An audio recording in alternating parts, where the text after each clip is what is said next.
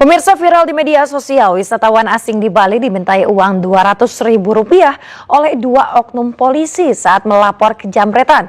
Propam Polda Bali pun memeriksa dua petugas tersebut. So yeah, how much did they They pay? say 200. 200,000? Yeah. For that? Yes. Viral di media sosial, WNA asal Kolombia berinisial SGH diduga diperas dua oknum personel SPKT Polsek Kuta Bali. WNA tersebut awalnya ingin membuat laporan kehilangan usai dijamret ponselnya di kawasan Jalan Uluwatu, Jimbaran. They asked me money. Saat itu, Aibtu GKS dan Aibtu S menyarankan korban agar melapor ke Polsek Kuta Selatan karena penjamretan terjadi di wilayah hukum Kuta Selatan. Namun korban tak mau dengan alasan darurat dan meminta dibantu untuk keperluan klaim asuransi di negaranya. Aibtu GKS dan S pun mengaku bersedia membantu membuatkan laporan dengan syarat uang Rp200.000 untuk biaya administrasi. Ya, sementara didalami oleh Propam, ya termasuk barang buktinya sudah kita amankan. Kalau memang terbukti bersalah ya pasti kita tindak lanjuti ya. Itu pelanggaran kode etik pada saat melapor. Ini masih kita dalami ya. Kita masih dalami karena kita masih butuh keterangan yang jelas. Apa motivasi kemudian dia menerima uang itu? Apa memang meminta atau ditawarkan atau bagaimana gitu ya. Tapi dugaan awal memang ada kesalahan dari anggota kita ya. Ini masih dalamnya oleh Propam. Untuk kepastiannya nanti kita lihat hasil pemeriksaan dari itu. Aibtu GKS dan Aibtu S tengah diperiksa Propam Polda Bali dan mengaku telah menerima uang. Keduanya terindikasi melanggar kode etik profesi Polri dan terancam sanksi demosi hingga PTDH. Dari Badung, Bali, Indira Ari, iNews melaporkan. Komplotan debt collector atau penagih utang aniaya seorang pengacara di Surabaya, Jawa Timur. Selain menganiaya pengacara, para pelaku juga merusak rumah nasabah yang menunggak kartu kredit senilai Rp120 juta. Kamu tidak suruh kuasa,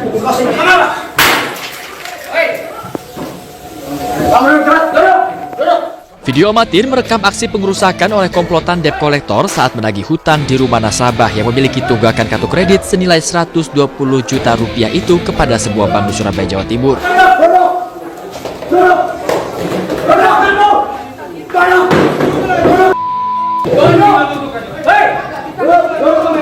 Selain melakukan pengerusakan, mereka juga menganiaya pengacara nasabah.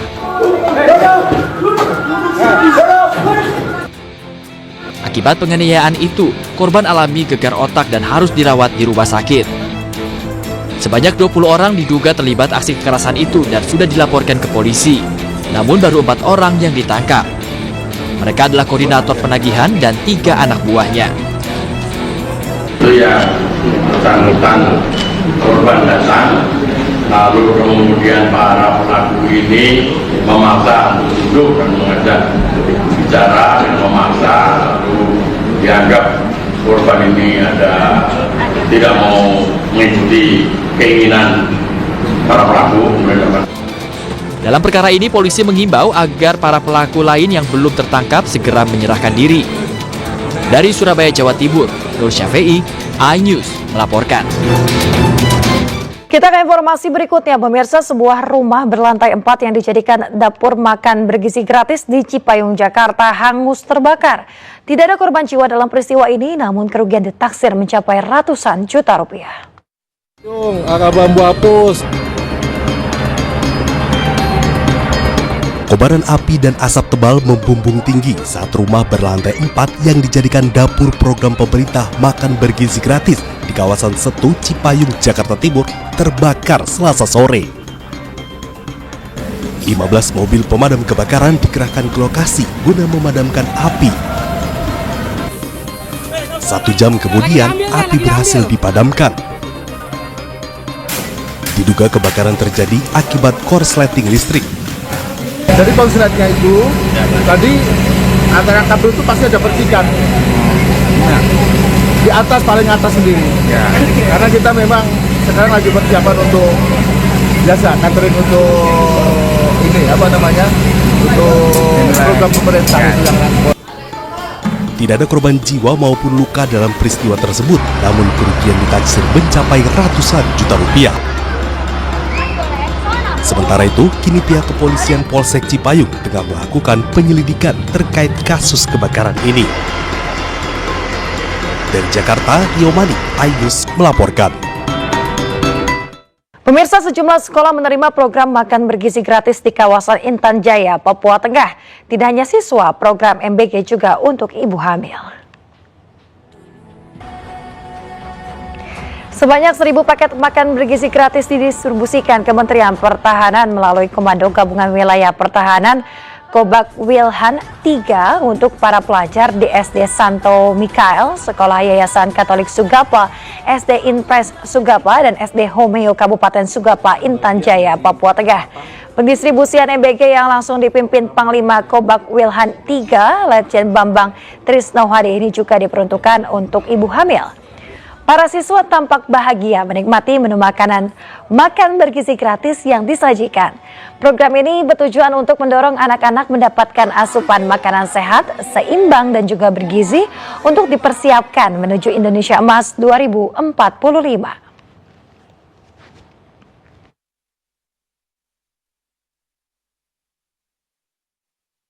Sementara itu, pemirsa, Presiden Republik Indonesia Prabowo Subianto meminta maaf kepada seluruh orang tua dan anak-anak yang belum menerima program makan bergizi gratis dari pemerintah.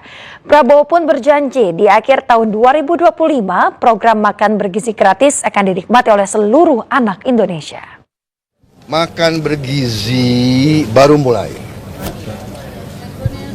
Makan bergizi ini secara fisik tidak mudah untuk segera ke seluruh rakyat. Untuk itu saya, Prabowo Subianto, Presiden Republik Indonesia, saya minta maaf kepada semua orang tua, kemudian semua anak-anak yang belum menerima.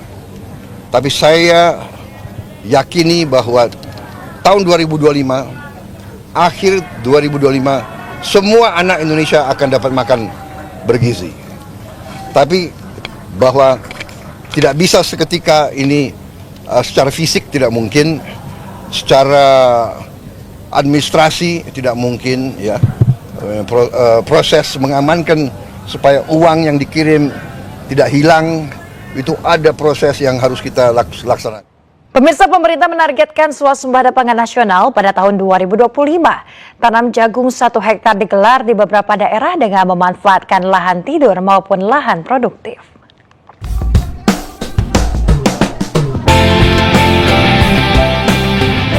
Program gerakan penanaman jagung serentak seluas 1 juta hektar digelar di beberapa wilayah. Hal ini bertujuan mendukung target swasembada pangan nasional pada tahun 2025. Program tanam jagung serentak pada tahun 2025 dengan memanfaatkan lahan perkebunan serta lahan kering di berbagai wilayah di Indonesia dengan target tanam 1 juta hektar selama 1 tahun, salah satunya digelar di Subang, Jawa Barat.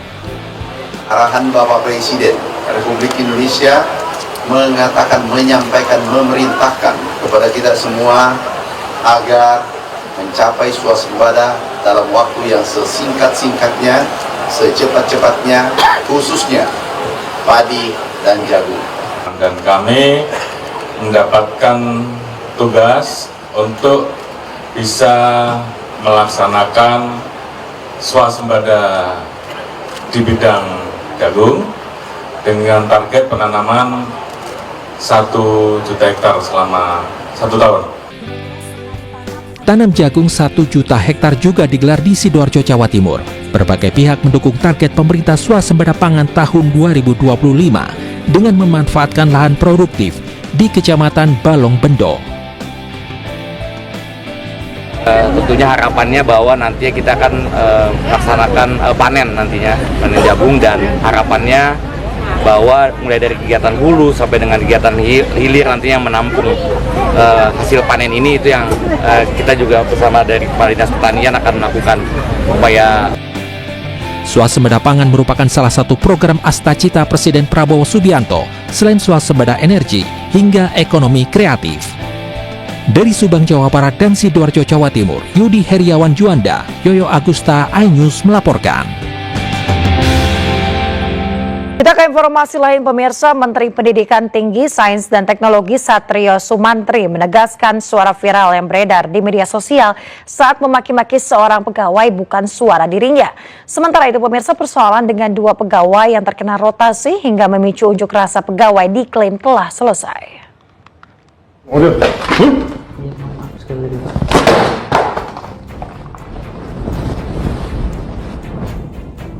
Sengaja kamu tahu? Sengaja membuat rumah ini gak ada air. Rekaman audio yang diduga suara Mendikti Saintek Satrio Sumantri saat memarahi pegawainya beredar luas di media sosial. Dalam rekaman juga diduga adanya suara penganiayaan. Menanggapi hal ini, Satrio Sumantri membantah bahwa suara yang beredar adalah suaranya. Pihaknya juga belum berencana untuk mengambil langkah hukum. Mungkin misalkan Bapak memberikan klarifikasi tentang hal itu, Pak? Itu bukan suara saya. Berarti dialog yang ada di situ tentang wifi dan tentang rumahnya bukan ya, Pak? Bukan. Ya. Sebelumnya, rekaman suara tersebut beredar bersamaan dengan aksi unjuk rasa pegawai Kemendikti pada Senin kemarin. Unjuk rasa dipicu oleh sikap arogansi Menteri Satrio serta dugaan pemecatan sejumlah pegawai di lingkungan Kemendikti Saintek. Pihak Kemendikti membantah dengan pemecatan sejumlah pegawai, melainkan hanya rotasi besar-besaran di kementeriannya. Kemendikti juga menyebut permasalahan terhadap 2 pegawai yang ikut berunjuk rasa Senin lalu karena terkena rotasi, namun saat ini sudah diselesaikan dengan baik. Nah, dalam hal ini kan terjadi rekonsiliasi, islah. Kita bukan polisi atau penegak yang lain gitu ya, di mana terjadi kesalahan tetap dikejar, tapi dalam perdamaian rekonsiliasi itu ya sudah, itu dianggap sebagai suatu residu, ya, jadi tidak ada untuk niat ya untuk menggali-gali lagi hal-hal yang lalu dan kita menuju ke depan.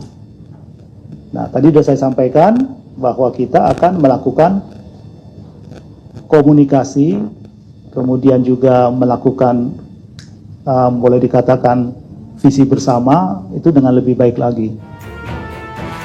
Sebelumnya, sejumlah pegawai Kementerian Pendidikan Tinggi, Sains dan Teknologi tiba-tiba melakukan aksi unjuk rasa Senin lalu. Aksi unjuk rasa yang melibatkan puluhan ASN ini sempat viral di media sosial. Tim Liputan iNews melaporkan. Pemirsa, sidang perdana pra-peradilan yang diajukan Sekjen PDIP Hasto Kristianto ditunda. Pihak termohon yakni KPK tidak hadir sehingga sidang kembali digelar 5 Februari mendatang.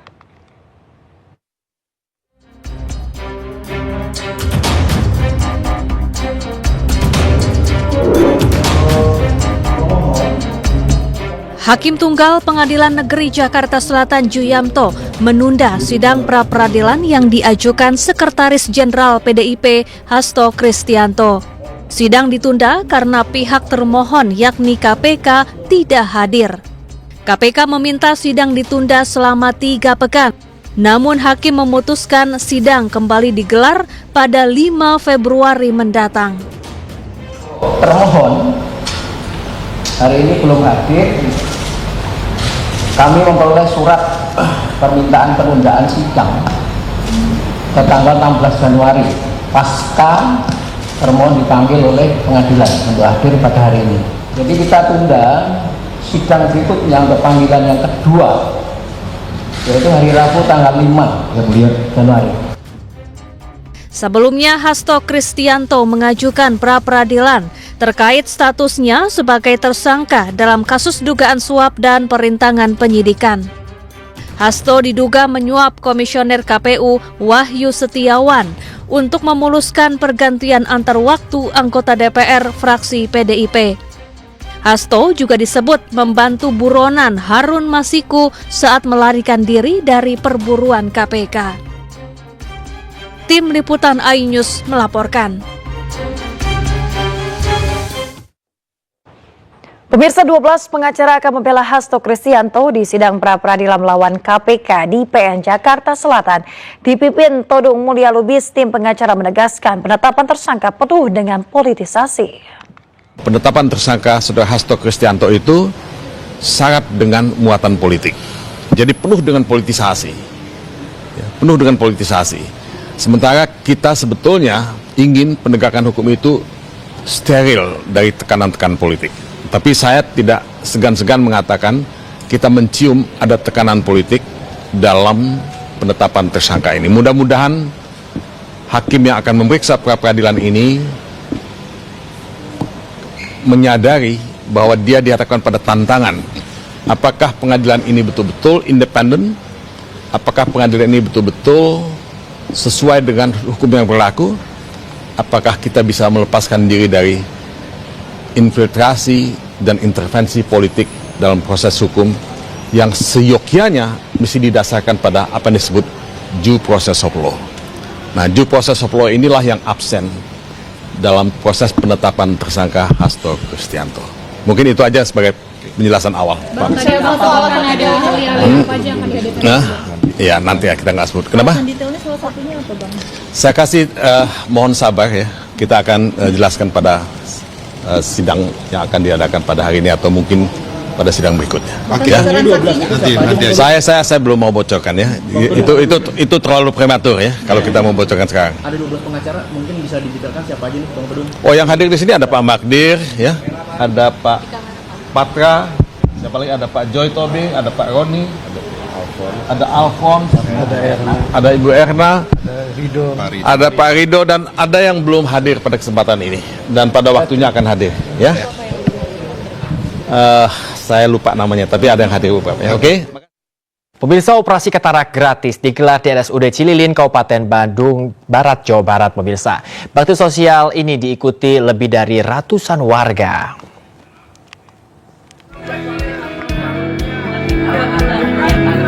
Lebih warga Kecamatan Cililin mendaftar operasi katarak di Rumah Sakit Umum Daerah Cililin, Kabupaten Bandung Barat.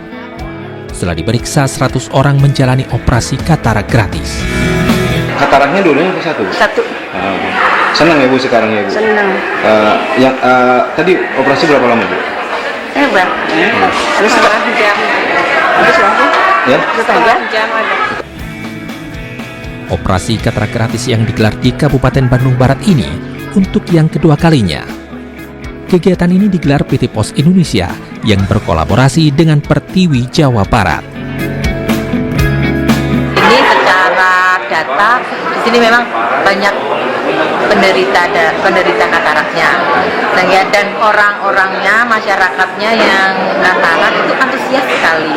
Jadi sekarang tanggal 21 Januari Pertiwi Jabar melakukan bakti sosial katarak. Kita akan menjaring 100 mata. PT Pos Indonesia sangat mendorong sekali kegiatan ini yang diinisiasi oleh Pertiwi. Nah, tujuannya adalah tentu untuk memberikan bantuan kepada masyarakat, khususnya yang mempunyai katarak ya, untuk mata, supaya mereka bisa lebih berkegiatan lagi dengan bagus apabila matanya sehat. Kegiatan yang merupakan salah satu bentuk pelayanan sosial di bidang kesehatan oleh Pos Indonesia ini mendapatkan sambutan masyarakat. Masyarakat juga berharap operasi katarak gratis ini digelar secara rutin untuk meringankan beban warga. Dari Bandung Barat, Jawa Barat, Yono Wahyu, iNews melaporkan. Pemirsa, sekolah bukan hanya menjadi tempat menuntut ilmu, tapi juga untuk menumbuhkan nilai bela rasa dan kepedulian terhadap sesama. Seperti di sekolah swasta yang satu ini, pemirsa, di mana dalam hari ulang tahunnya menggelar donor darah, di mana ini untuk menumbuhkan rasa kepedulian sesama.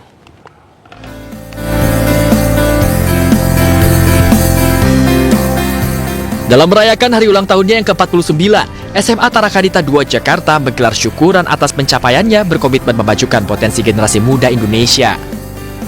Sejumlah penampilan ekspresi seni dari para siswanya digelar dalam acara ini, mulai dari bakat musik hingga tari.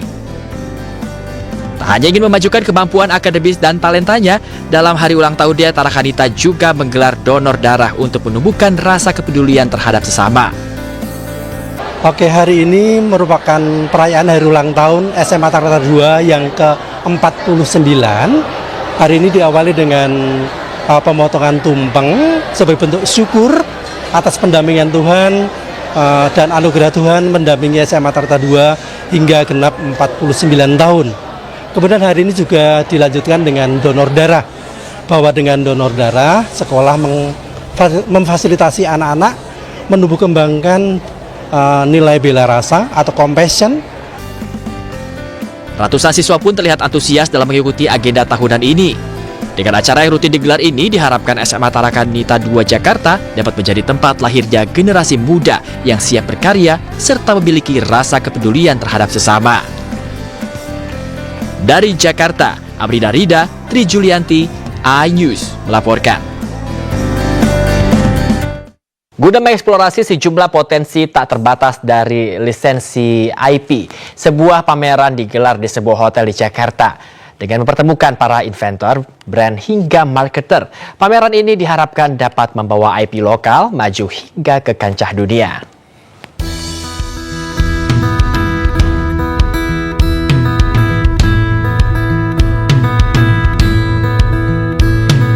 GDP Venture bersama dengan Dentsu Indonesia berkolaborasi dalam mendorong inovasi dan kreativitas pengembangan IP melalui acara Intellectual Property Expo 2025. Dengan mengusung tema The Power of IP Connecting Business, Unlocking Infinite Possibilities, IP Expo menghadirkan para pemimpin industri, inovator, dan pemangku kepentingan dari berbagai sektor untuk mendiskusikan terkait IP atau kekayaan intelektual. Acara ini juga menggelar pameran dari sejumlah IP, mulai dari entertainment, olahraga, film, dan animasi. Dalam event ini pun turut pula dihadiri oleh Menteri Kebudayaan Republik Indonesia, Fadly Zon.